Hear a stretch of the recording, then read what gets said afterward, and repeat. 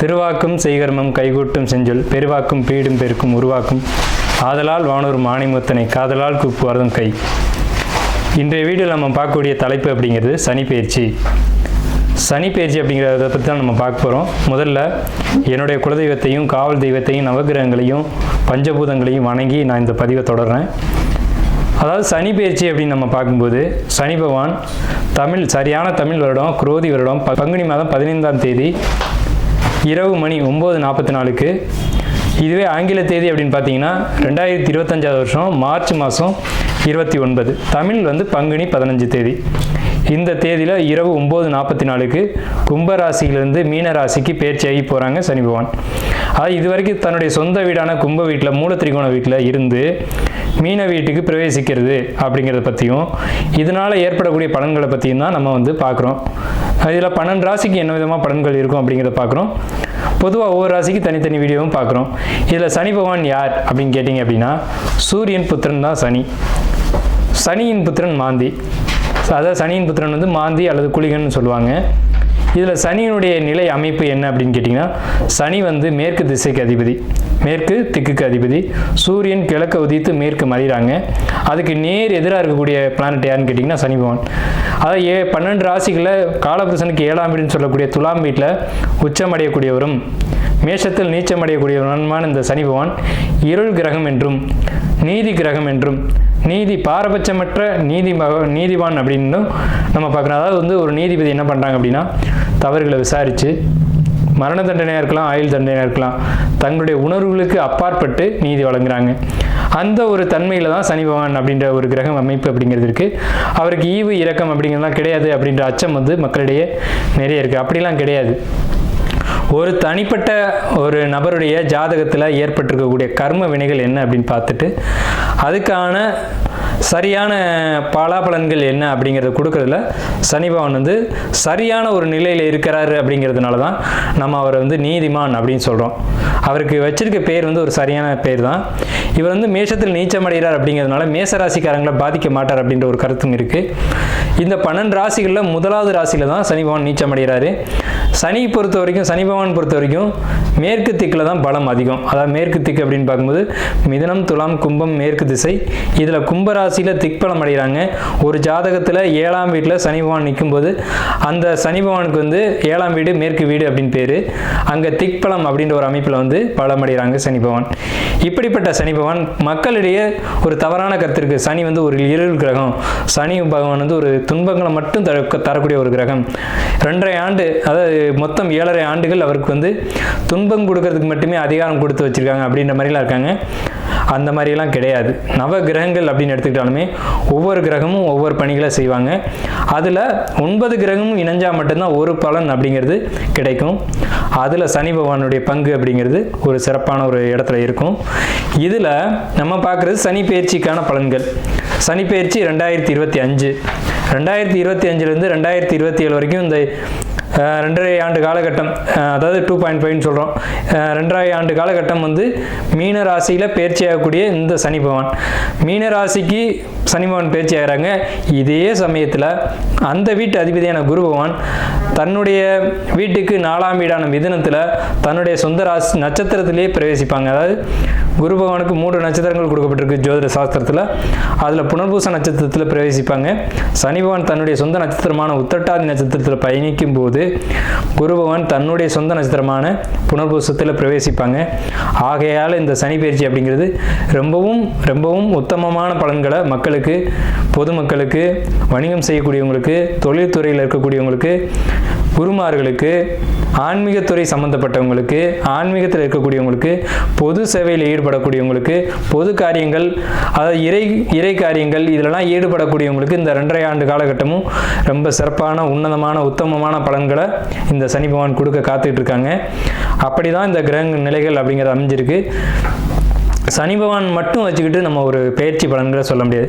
சனி பகவான் மற்ற வருட கிரகங்கள்னு சொல்லக்கூடிய குரு பகவான், ராகு, கேது இவங்களுடைய பேச்சின் அடிப்படையில் தான் தன்னுடைய பலன்களை முழுமையாக ஒரு ராசி கொடுப்பாங்க. இதில் நற்பலன்களை ஏற்படுத்தக்கூடிய ராசி அமைப்பு இந்த கோச்சார ரீதியில் அப்படின்னு பார்க்கும்போது ரிஷபம், கடகம், துலாம், மகரம், மற்றும் கன்னி இந்த 6 வீடுகளுக்கும் மிகவும் உன்னதமான பலன்களையும், மற்ற 6 ராசிகளான மேஷம், மிதுனம், சிம்மம், விருச்சிகத்துக்கு கூட நல்ல பலன்களை செய்யும். அதில் துலாமுக்கு மட்டும் வந்து ரொம்ப உத்தமமான பலன்களை செய்யும் அப்படி சொல்ல முடியாது. ஆனால் விருச்சிக ராசிக்கு அதிக நட்பலன்களை தரும், மகரத்துக்கு உன்னத பலன்களை தரும், கும்பத்துக்கு இதுவரைக்கும் இருந்த கஷ்டங்கள் குறைஞ்சி இனி நல்ல ஒரு காலகட்டம் அப்படிங்கிறது இந்த சனி பெயர்ச்சியில் உங்களுக்கு வந்து கண்டிப்பாக கிடைக்கும். இந்த 6 ராசிகளுக்கு, அதாவது மேஷ ராசிக்கு துன்பம் அப்படின்னு எடுத்துட்டா கூட ரிஷப ராசிக்கு நல்லா இருக்கு, கடக ராசிக்கு நல்லா இருக்கு, துலா ராசிக்கு காட்டிலும் விருச்சிக ராசிக்கு நல்லா இருக்கு, கன்னி ராசிக்கு நல்லா இருக்கு, மகர ராசிக்கு நல்லா இருக்கு. இந்த 6 ராசிகளுக்கு நட்பலன்களும், மற்ற 6 ராசிகளுக்கு பெரிய கெடுதல் இல்லை அப்படின்ற ஒரு நல்ல வார்த்தையை சொல்லி நம்ம வந்து வீடியோக்குள்ளே போகலாம். கன்னி ராசியின் உடைப்பட்ட நட்சத்திரமான சித்திரை 1-2 பாதங்கள், இவங்களுக்கு இந்த 2025 to 2027 சனி பயிற்சி எப்படி இருக்க போகுது? 5ஆம் இடத்து சனி 7ல் ராசியை மீண்டும் பார்க்குறாரு. ஒரு குழப்பம், கவலை, என்ன செய்ய போகிறோன்றது தெரியாத ஒரு தன்மை, வழி தெரியாத ஒரு ஊருக்கு பயணிக்கிற மாதிரி தான் இந்த காலகட்டம் வந்து சித்திரைக்கு இருக்கும். சித்திரை நட்சத்திரக்காரங்க கொஞ்சம் கோபத்தை கட்டுப்படுத்தணும், பொறுமையை கையாளணும். அப்படி கையாண்டால் மட்டும்தான் உங்களை வந்து இந்த 2 வருஷம் வந்து நல்லபடியாக கடக்க முடியும். வாகனங்களில் எச்சரிக்கை தேவை. கன்னிராசி சித்திரை 1-2 பாதங்கள், வாகனங்கள் பொறுமையாக ஓட்டணும், ரொம்ப பொறுமையாக, முடிஞ்ச வரைக்கும் பொறுமையாக ஓட்டணும். ஒரு சந்திற்கு கேப்பில் போயிடலாம் அப்படின்லாம் நினைக்கக்கூடாது. பொறுமை ரொம்ப தேவை. பொறுமையும் நிதானமும் இருந்தால் எதுலேயும் ஜெயிக்கலாம். அதே நேரத்தில் சொத்து சம்பந்தமான பிரச்சனைகள் வர்றதுக்கான வாய்ப்புகள் உண்டு. புதிய சொத்து வாகனங்கள் உங்களை தேடி வரும். டாக்குமெண்ட் எல்லாம் கரெக்டாக பார்த்துக்கிட்டு அப்புறம் வாங்குங்க, அவசரப்பட்டு வாங்க வேண்டாம். ஸோ சொத்து, வாகனம் இந்த விஷயங்களை பொறுத்த வரைக்கும் சித்திரை வந்து கவனம் தேவை. அதே மாதிரி கணவன் மனைவி உறவுகள்லையும் கொஞ்சம் சிக்கல்கள் வரலாம், கவனம் தேவை. குழந்தைகளுக்கு நல்லா இருக்குது. சித்திரை 1-2 பாதங்கள் குழந்தைகளுக்கு நல்லா இருக்குது. வயிறு சம்மந்தப்பட்ட பிரச்சனைகள் ஏற்பட வாய்ப்புண்டு. வயிறை வந்து எப்பவுமே சரியாக பார்த்துக்கோங்க. வெளியில் உணவுகள் எடுத்துக்காதீங்க. சித்திரை 1-2 பாதங்கள். ஸோ உங்களுக்கு வந்து உடல் ஆரோக்கியம் மேம்படும். சித்திரை 1-2 பாதங்களுக்கு கன்னிராசி சனி பயிற்சி அப்படிங்கிறது நல்ல ஒரு விதத்தில் இருக்குது. உடல் ஆரோக்கியம் மேம்படும். மருத்துவம் எடுத்துக்கிட்டு இருந்தீங்கன்னா அந்த மருந்து வந்து வெளியில் வரக்கூடிய காலகட்டம். இந்த 2 வருஷமும் ரொம்ப சிறப்பாக இருக்குது. வாழ்த்துக்கள். 6வது ராசியான கன்னி ராசி 2025 சனி பயிற்சி பலன்கள் எப்படி இருக்க போகுது? கண்டகச்சனி கண்டத்தை தருமா அப்படின்ற ஒரு கேள்வியோடு நீங்கள் இருக்கீங்க. 7ஆம் இடத்துக்கு சனி வந்து அதுக்கு பேர் கண்டகச்சனி தாங்க, அதில் மாற்றுக்கிறதுக்கு இடமில்ல. கண்டகச்சனி கண்டத்தை தருமா அப்படின்னு கேள்வி கேட்டோம்னா, கண்டத்திலேருந்து தப்பிக்கிறதுக்கான வழியை தான் நம்ம சொல்ல முடியும். அதுக்காக நம்ம வந்து கையை பிடிச்சி காப்பாற்றி விட முடியாது. வழியை காட்டலாம், அந்த வழியில் நீங்கள் பயணிக்க வேண்டியதான். இப்போ என்னன்னு கேட்டிங்கன்னா, கன்னின்னு சொன்னாலே அந்த வீட்டினுடைய அதிபதி, அந்த வீட்டில் உச்சமடையக்கூடிய கிரகம் புதன். அப்போ இவங்களுக்கு எப்போவுமே ஒரு சேட்டைகள் அப்படிங்கிறது கொஞ்சம் அதிகமாக தான் இருக்கும். சேட்டைனா ஏன்னா அறிவு அதிகமாக இருக்கிற இடத்துல அந்த அறிவுக்கான தலைக்கணமும் அங்கே இருக்க தான் செய்யும். ஸோ அறிவினால் ஏற்படக்கூடிய ஒரு வேகம் அப்படின்றது அவங்கள்ட்ட அதிகமாக தான் இருக்கும். இந்த ராசியில் 5க்கும் 6க்கும் இடையே சனி பகவான், அவர் 7ஆம் வீட்டுக்கு வராங்க. 7ஆம் வீட்டில் இருக்கக்கூடிய ராகு பகவான் பயிற்சியாகி 6ஆம் வீட்டுக்கு வராங்க. ஸோ இந்த மாதிரி 3, 6, 11 ராகு கேதுக்கள் வர்றது அப்படிங்கிறது உத்தமமான பலன் தான், அதில் மாற்றுக்கிறதுக்கு இடமில்ல. இதே சமயத்தில் 4க்கும் 7க்கும் இடையே குரு பகவான் 10ஆம் இடத்துக்கு கேந்திராதிபதி கேந்திரத்துக்கு ஏறி வர்றாங்க. ஸோ இந்த ஒரு அமைப்பு. இதில் பெரிய பாசிட்டிவான விஷயங்கள் என்னன்னு கேட்டிங்கன்னா, உங்கள் ராசியின் மீது கேது இப்போ இருக்காங்க. இந்த மார்ச் மாதம் 29ஆம் தேதி பயிற்சியாகுது சனி. அதுக்கு பிறகு மே மாதம் 14ஆம் தேதி அன்னைக்கு கேதுபவன் உங்கள் ராசியிலேருந்து பயிற்சியாகி, சந்திரன் மேலே இருக்கக்கூடிய கேதுபவன் பயிற்சியாகி உங்கள் ராசிக்கு 12ஆம் இடமான சிம்மத்துக்கு போயிடுவாங்க.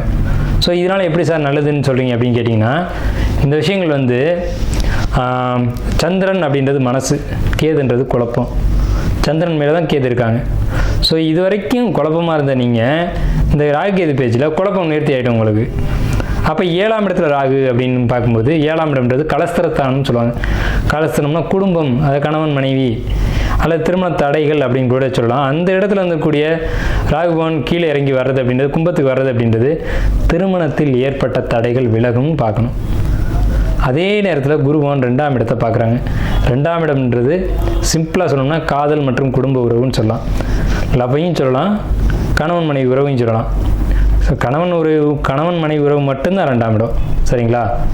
குடும்ப உறவுன்றது அங்கே அது மட்டும்தான் இருக்கும். ஸோ அந்த குடும்ப உறவில் ஒரு கசப்புகள் இதுக்கு முன்னாடி இருந்தாலும் சரி, அது நிவர்த்தி அடையும். அதே நேரத்தில் உங்கள் ராசிக்கு 4ஆம் இடத்தை குரு பகவான் 7ஆம் பார்வையை பார்க்குறாங்க. உங்கள் ராசிக்கு 6ஆம் இடத்தை குரு பகவான் 9ஆம் பார்வையை பார்க்குறாங்க. 2, 4, 6 இந்த இடங்களை குரு பகவான் பார்க்குறது சிறப்பு. சனியினுடைய அமைப்புகள் அப்படின்னு பார்க்கும்போது சனி கன்னிக்கு 7ஆம் வீடுன்ற கண்டக சனியாக இருந்து உங்களுக்கு 9ஆம் இடத்தையும் உங்கள் ராசியையும் உங்கள் ராசிக்கு 4ஆம் இடத்தையும் காலத்தில் பார்க்குறாங்க. அப்போ 9 ராசி 4ஆம் இடம். 4ஆம் இடம்ன்றது உடல் சம்மந்தப்பட்ட உடல் ஆரோக்கியம் சம்மந்தப்பட்ட இடம்னு அர்த்தம். அங்கே சனி பார்த்தாலும் குருவான் 7ஆம் பார்வையை பார்க்கறதுனால உங்களுக்கு உடலில் ஏற்பட்டிருந்த கடந்த காலத்தில் ஏற்பட்டிருந்த பிரச்சனைகள் சரியாகும் அப்படின்னு இருக்கணும். கடந்த காலகட்டத்தில் உடம்புல என்ன பிரச்சனை அப்படின்னு கேட்டிங்கன்னா 4ஆம் இடமாக தனுசு வருது அப்படின்றதுனால நெஞ்சு, மார்பு, சுவாசம் இந்த மாதிரியான தொந்தரவுகள் ஏற்பட்டிருக்கும். அதை குரு பகவான் சனி பகவான் சேர்ந்து அதை நிவர்த்தி செய்கிறாங்க. ஸோ 5 கூடிய சனி 7ல் இருக்கிறது தான் ஒரு கொஸ்டினுக்குரிய, அதாவது கேள்விக்குரிய ஒரு இடம். என்னென்னு கேட்டிங்கன்னா இந்த காலகட்டத்தில் இந்த 2.5 ஆண்டு காலகட்டம் கன்னிராசிக்கு பொறுத்த வரைக்கும் ஏகப்பட்ட காதல் திருமணங்கள் நடக்கும். அதில் நீங்களும் ஒருத்தராக கூட இருக்கலாம். சரிங்களா? 5 கூடிய சனி 7ஆம் இடத்துல, 6 கூடிய சனி 7ஆம் இடத்துலனா காதலில் சில தடைகள், தொந்தரவுகள் இதெல்லாம் அந்த 2025 2027 வரைக்கும் தடைகளும் இருக்கும், காதலுடைய ஒரு முயற்சிகளும் இருக்கும். கன்னியை பொறுத்த வரைக்கும் காதல் இல்லாத கன்னி இல்லை, அது உண்மை. அப்போ இந்த காலகட்டங்கள் ஒரு போராட்டத்தோடு உங்களுக்கு திருமணம் நடக்கும் அப்படின்றத உண்மை. பெரிய அளவில் எல்லாருடைய சம்மதத்தின் பேரில் நீங்கள் மேரேஜ் பண்ணீங்க அப்படின்றது இல்லை. உங்களுடைய திருமணம் எங்கே நடக்கும் அப்படின்னு கேட்டிங்கன்னா ரிஜிஸ்டர் ஆஃபீஸில் தான் நடக்கும். கோயிலில் நடக்கிறதுக்கான வாய்ப்புகள் மிக குறைவு. கோயிலே நடந்தாலும் பதியிறது ரிஜிஸ்டர் ஆஃபீஸில் பதிவிங்க அப்படின்ற ஒரு அமைப்பு தான் இந்த கண்டகச்சனி அப்படிங்கிற ஒரு அமைப்பு சொல்லுது. உங்கள் ராசி சந்திரன் மேலேருந்து கேது விலகிட்டதுனால மனக்குழப்பங்கள், கவலைகள், இந்த சஞ்சலம், மனப்போராட்டம் இதெல்லாம் நிவர்த்தி அடையும் அப்படின்னு தான் நம்ம சொல்லணும். 2வது விஷயம், உங்களுக்கு 4ஆம் இடத்தை குரு பார்த்துட்டதுனால உடல் ஆரோக்கியத்தில் முன்னேற்றம் கிடைக்கும். ஏதாவது மருந்து மாத்திரைகள் எடுத்துக்கிட்டீங்க அப்படின்னா அதுலேருந்து வெளியில் வருவீங்க. 6ஆம் இடம்ன்றது வம்பு வழக்கு, கோர்ட்டு கேஸு, பஞ்சாயத்து இதெல்லாம் சொல்லலாம். இதெல்லாம் உங்களுக்கு சாதகமாக முடியும். உங்கள் மேலே ஒரு வழக்கு இருக்குது அப்படின்னா நீங்கள் ஒரு செக் கேஸோ அல்லது அடிதடி கேஸோ இந்த மாதிரியான ஏதோ ஒரு வழக்கில் மாட்டிக்கிட்டீங்க அப்படின்னா கூட அதில் நீங்கள் வெளியில் வருவீங்க. குறிப்பாக நான் சொல்ல வேண்டிய விஷயம் என்னென்னு கேட்டிங்கன்னா, யாரையும் நம்பி பணம் கொடுக்காதீங்க, யாரையும் நம்பி செக்கு கொடுக்காதீங்க. அவங்க அவசரத்துக்கு கேட்குறாங்க, நம்ம கொஞ்ச நாள் பழகிருக்கோம், இவங்க நாணயமானவங்க அப்படின்னு சொல்லிட்டு செக்கு கொடுக்காதீங்க, பணத்தை கொடுக்காதீங்க. வாங்குறதுக்காக போராட வேண்டி வரும். அப்புறம் வாங்குறதுக்காக சாதாரண போராட்டம் இல்லை, பெரிய அளவில் போராட்டங்களை சந்திக்க வேண்டியிருக்கும். ஏன்னா 2.5 ஆண்டு காலகட்டம் கண்டகச்சனி. ஸோ நண்பர்கள்னு சொல்லியோ உறவுன்னு சொல்லியோ யாரையும் நம்ப வேண்டாம். இதுதான் கன்னி ராசிக்கு நம்ம பர்டிகுலராக சொல்கிற விஷயம். ஏன்னா 6ஆம் இடத்து ராகு, 6ஆம் இடத்து ராகு தேவையில்லாத வம்பு வழக்குகளை செய்யும். அதுவும் குறிப்பாக சனி வீட்டு ராகு நண்பர்கள் போல பழகி துரோகம் பண்ணுவாங்க. யாரங்களுக்கு வெளிநாட்டு பயணம் சம்மந்தப்பட்ட முயற்சிகள் இருந்தது அப்படின்னா ஒரு தடைக்கு பின்னாடி அது வெற்றி அடையும். ஃபஸ்ட்டு நீங்கள் முயற்சி பண்ணும்போது என்ன நடக்கும்னு கேட்டிங்கன்னா, டாக்குமெண்ட்டில் பேர் தப்பாக பிரிண்ட் ஆயிடுச்சு அப்படின்ற பிரச்சனைகள் வரும். இந்த காலகட்டங்களில், இந்த கண்டகச்சனி அஷ்டமச்சனி காலகட்டங்களில் உங்களுக்கு வெளிநாடு போகிறது அப்படின்றது ஒரு சிறப்பான அமைப்பு கிடையாது அப்படிங்கிறது தான் உண்மை. ஸோ இருந்தாலும் உங்களுக்கு வருமானத்துக்கு என்ன பண்ணுறது அப்படின்னு கேட்டிங்கன்னா, உள்ளூரில் உங்களுக்கு கிடைக்கக்கூடிய ஒரு ஜாப்லேயோ ஒரு வேலையிலையோ நீங்கள் தொடர்ந்து ட்ரை பண்ணீங்க அப்படின்னா நல்ல முன்னேற்றங்கள் கிடைக்கும். அதே நேரத்தில் இது வரைக்கும் நீங்கள் பார்த்துட்டு இருக்க ஒர்க் எதுவாக இருந்தாலும் அதை விட்டு வெளியில் வரக்கூடாது. கண்டிப்பாக பெண்களால் ஒர்க்கில் பிரச்சனைகள் நிச்சயமாக வரும் கன்னிக்கு பொறுத்த வரைக்கும். இது எப்போவுமே வழக்கமான ஒரு விஷயம் தான். பொறுமையானவங்க தான் கன்னி ராசிக்காரங்க. அந்த பொறுமையை மட்டும் கடைபிடிச்சிங்க அப்படின்னா நீங்கள் எந்த ஒரு விஷயத்துலையும் ஜெயிச்சு வெளியில் வரலாம். ஏன்னா இப்போ பொதுவாக கன்னி லக்னம் அல்லது கன்னி ராசிக்காரங்க என்ன ஜாப்பில் இருப்பாங்க அப்படின்னா ஒயிட் அண்ட் ஒயிட்டு, குறிப்பாக இந்த மாதிரி ஒயிட் காலர் ஜாப்னு சொல்லக்கூடிய ஜாப்பில் தான் இருப்பாங்க. ரொம்ப அலட்டிக்காத ஒரு வேலைகள், புத்தியை பயன்படுத்தி செய்யக்கூடிய ஒர்க்கு இவங்களுக்கு அமையும். இதில் புத்திசாலித்தனம் தான் இவங்களுக்கு அதிகபட்ச முதலீடாக இருக்கும். உழைப்பை காட்டிலும் பணத்தை காட்டிலும் புத்திசாலித்தனம் தான் அதிகமான முதலீடாக உங்களுக்கு உங்கள் தொழிலில் தேவைப்படும். குறிப்பாக அட்வொகேட்டு, ஜட்ஜஸ் இந்த மாதிரியான அமைப்பு உள்ளவங்களுக்கு தான் இந்த கன்னி லக்னம் கன்னி ராசி அமையும். ஸோ இந்த மாதிரி அமைப்பில் உள்ளவங்களுக்கு ரிஸ்க்கும் அதிகமாக இருக்கும்.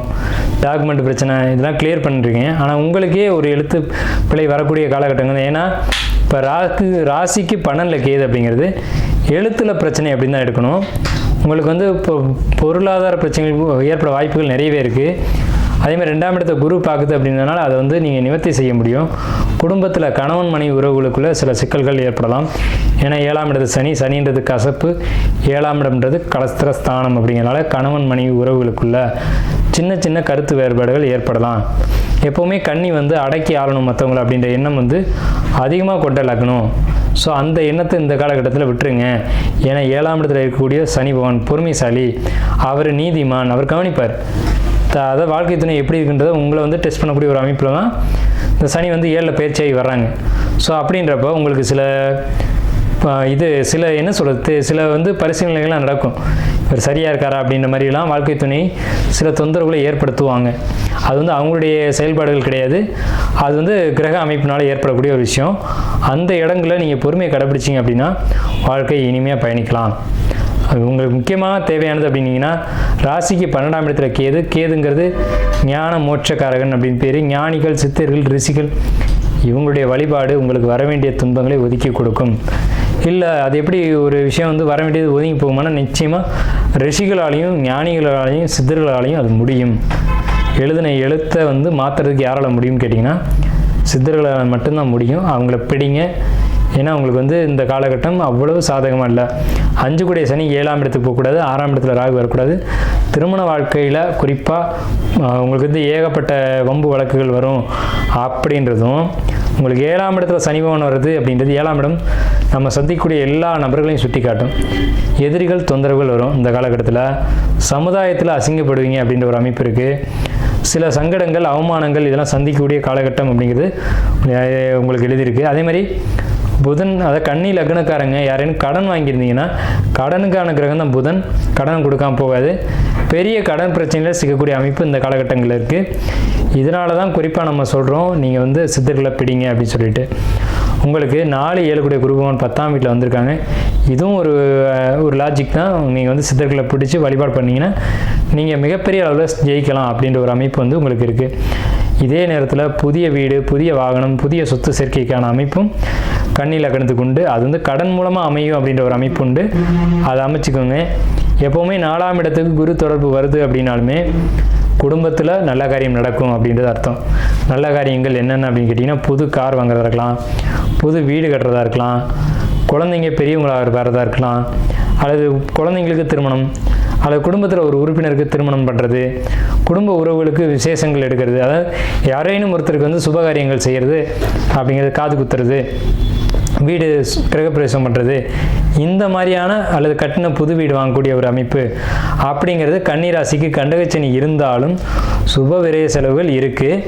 அந்த சுப விரய செலவுகளை நீங்கள் செய்யும்போது இந்த அசுபமான விரய செலவுகள் எல்லாம் வந்து உங்களை விட்டு ஒதுங்கி போயிடும். ஸோ அதனால் முக்கியமான விஷயம் என்னென்னு கேட்டிங்கன்னா, இந்த இடம் தான் கவனிக்கப்பட வேண்டிய ஒரு விஷயம். கன்னி ராசி அல்லது கன்னி லக்னத்துக்குமே நீங்கள் இதை எடுத்துக்கலாம். சுப விரய செலவுகள் இந்த ஆண்டு உண்டு, அதை பண்ணிக்கோங்க. இந்த சனி பேச்சில் உங்களுக்கு ஸ்ட்ராங்காக இந்த 2 வருஷ காலகட்டமும் உங்களுக்கு சுப விரயங்கள் நிறைய நடக்கும். அதை நடத்தி உங்கள் வாழ்க்கையை ஜெயிச்சுக்கோங்க அப்படின்றதான் நம்ம ரெக்வஸ்ட்டாக நம்ம இங்கே வைக்கிறோம். கன்னி ராசிக்கு பொறுத்த வரைக்கும் ராசிக்கு 2ஆம் இடத்தையும், ராசிக்கு 4ஆம் இடத்தையும், ராசிக்கு 6ஆம் இடத்தையும் காலத்தில் குரு பார்த்து உங்களுக்கு வந்து நோய் நொடிகள் இருந்தாலும் சரியாகக்கூடிய அமைப்பையும் ஏற்படுத்தி கடன் பிரச்சனைகளை நிவர்த்தி செஞ்சு, அதே நேரத்தில் வம்பு வழக்குகள்லேருந்து வெளியில் கொண்டு வரக்கூடிய ஒரு அமைப்பு அப்படிங்கிறதெல்லாம் இருக்குது. போலீஸு, வம்பு வழக்கு, கோர்ட்டு கேஸு, இதெல்லாம் வந்து நீங்கள் வெளியில் வரக்கூடிய அமைப்பு அப்படிங்கிறது உங்களுக்கு இந்த காலகட்டத்தில் நிச்சயமாக உண்டு. நீங்கள் எதுவும் புதிய பிரச்சனைகளை மாட்டிக்க மாட்டீங்க. அப்படி உங்களுக்கு ஒரு சந்தேகம் இருந்தாலும் சித்தருடைய வழிபாடு எடுத்துக்கோங்க. நீங்கள் அதுலேருந்தும் தப்பிச்சு வெளியில் வரலாம். உங்களுடைய சுயஜாதமும் உங்களுடைய வாழ்க்கையில் என்ன நடக்கும் அப்படின்றத தெளிவாக சொல்லுது. அப்படிங்கிறதுனால உங்களுடைய சுயஜாதத்தை ஒரு முறை எங்களை மாதிரி ஜோசியர்கிட்டையோ அல்லது உங்களுக்குன்னு வழக்கமாக ஒரு ஜோசியர் வச்சுப்பீங்களா, அவங்கள்ட்டையோ கொடுத்து பாருங்கள். பார்த்துட்டு ஒரு முடிவுக்கு வாங்க. ஏன்னா இந்த காலகட்டம் கொஞ்சம் சற்று குறைவான ஒரு அமைப்பில் தான் உங்களுக்கு இருக்குங்க. 6ஆம் இடத்து ராகு வம்பு வழக்குகளை கொடுக்குமா அப்படின்னா அப்படி தான் கொடுத்துறாது. 12ஆம் இடத்துக்கு கேது மட்டும் தூக்கத்தை கெடுக்கும். இந்த தூக்கத்தையும் சரி பண்ணக்கூடிய விஷயம் என்னென்னு கேட்டிங்கன்னா, மெடிடேஷன், யோகா, தவம், தியானம், இதுதான் உங்களுக்கு தூக்கமின்மை பிரச்சனையை தரக்கூடிய ஒரு அமைப்பு. தூக்கத்தை வந்து தரக்கூடியது எதுன்னா ஆழ்ந்த ஓய்வான மனநிலை தான். மனசுக்குள்ளே குழப்பம் இருந்தால் மட்டும்தான் தூக்கம் வராது. அப்போ மனசை தெளிவாக வச்சுக்கோங்க. அப்போ மனசை எப்படி தெளிவாக வச்சுக்கிறது? நல்ல தியானம், மெடிடேஷன்லாம் பண்ணிங்கன்னா மனசு ரிலாக்ஸ் ஆகிட்டு போகுது. சிம்ம கேது அப்படிங்கிறது உங்களுக்கு வயிறு சம்மந்தப்பட்ட பிரச்சனைகள் கொடுக்க வாய்ப்புண்டு. அப்போ வெளி இடங்களில் சாப்பிடாமல் இருந்துக்கணும். உணவுகள் மீது கட்டுப்பாடு தேவை. என்ன சாப்பிட்றோம், ஏது சாப்பிட்றோம் அப்படிங்கிறத தெளிவாக தெரிஞ்சு சாப்பிட்ணும். பெரும்பாலும் வந்து உங்களுக்கு நன்மை செய்யக்கூடிய அமைப்பில் தான் இந்த சனி பயிற்சி 2025 வருது. அப்படிங்கிறதுனாலையும் இந்த சிம்ம கேது மட்டும் உங்களுக்கு கொஞ்சம் இடர்பாடுகளை கொடுக்கும். வயிறு சம்மந்தப்பட்ட விஷயங்களில் அதே மாதிரி உங்களுக்கு வயிற்று புண் அப்படின்னு வரக்கூடிய அமைப்பு. இந்த வயிற்று புண்ணால் திடீர்னு ஏதேனும் பாதிப்புகள் ஏற்பட்டு இது என்ன ஹார்ட்டில் பிரச்சனை வயிற்றில் பிரச்சனை அப்படின்ற குழப்பங்கள் கூட சில சமயங்களில் கொடுக்க வாய்ப்பு இருக்குது. அதனால் நீங்கள் உடம்புக்கு காரமான உணவுகளையும் எரிச்சல் தரக்கூடிய உணவுகளையும் கொஞ்சம் தவிர்த்துக்கோங்க. அதான் நல்லது. காரமான உணவுகள் எடுத்துக்கிட்டிங்க அப்படின்னா வயிறு சம்மந்தப்பட்ட பிரச்சனைகள் கொடுக்கும். மிளகாய் அதிகமாக சேர்த்துக்கிறது இந்த மாதிரி விஷயங்கள்லாம் இப்போதைக்கு வேண்டாம். உங்களுக்கு காரம் இந்த காலகட்டங்களில் ஒத்துக்காது. வயிறு சம்மந்தமான இடையூறுகளை கொடுக்கும். அப்போ வயிற்றுக்கு எது குளிர்ச்சியை ஊட்டக்கூடியதோ அந்த உணவுகளை எடுத்துக்கோங்க. அதன் மூலமாக உங்களுக்கு வயிற்றில் ஏற்படக்கூடிய பிரச்சனைகளை சரி பண்ணலாம். ஏன்னா 6ஆம் இடம்ன்றது வயிறு அடி வயிறு பகுதியில் குறிக்கும். அங்கே ராகு குடல் கிரகம், குடலில் ஏற்படக்கூடிய பாதிப்புகளை சொல்லக்கூடிய கிரகம். ஸோ குடலில் சில நேரங்களில் நீங்கள் சரியாக கவனிக்கல அப்படின்னா பெரிய அளவில் கூட இடர்பாடுகள், பெரிய பெரிய நோய்கள்னு சொல்கிறாங்க இல்லைங்களா, இது மாதிரியான ஒரு அமைப்பு கூட கொடுத்துரும். ஸோ அதனால் எச்சரிக்கையாக வயிற்றை மட்டும் பார்த்துக்கோங்க. குளிர்ச்சியாக வச்சுக்கோங்க. முடிஞ்ச வரைக்கும் திராட்சை ஜூஸ் இது மாதிரிலாம் குடித்து வயிறை சுத்தமாக பார்த்துக்கோங்க அப்படிங்கிற ஒரு விஷயம் இருக்குது. ஸோ உங்களுக்கு மேக்ஸிமம் ஒரு 70% மேலே கன்னிராசிக்கு நல்ல பலன்கள் தான் இருக்குது. எந்த இடத்துலையும் ஒரு தவறான ஒரு கிரக அமைப்புகள் இல்லை. இருந்தாலும் சின்ன சின்ன இடர்கள் இருக்குது. அதையும் நம்ம சுட்டி காட்டியிருக்கோம். அதுக்கும் நம்ம பரிகாரங்கள் தீர்வுகளை கொடுத்துருக்கோம். இதெல்லாம் பின்பற்றி நீங்கள் வெற்றியடைய வாழ்த்துக்கள்.